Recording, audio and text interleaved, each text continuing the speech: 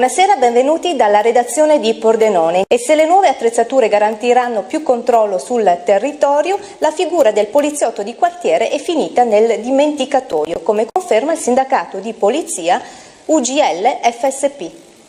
Raffaele Padrone, vice segretario nazionale dell'UGL FSP Polizia. Abbiamo visto biciclette per gli steward, soprattutto nuovi mezzi per la polizia municipale, ma il poliziotto di quartiere che fine ha fatto e soprattutto c'è la possibilità di riaverlo in città?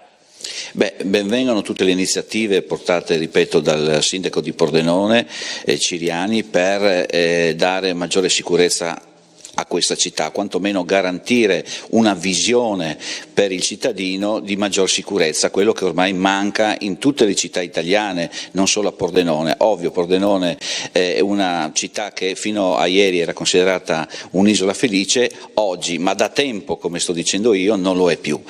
Guardi, per quanto riguarda il discorso del poliziotto di quartiere, io sorrido, ma per non piangere, in questi giorni ascolto qualcuno della politica che vuole prendere i militari, rimetterli in strada, che vuole prendere e ripristinare questo poliziotto di quartiere. Per me una vera utopia. Perché?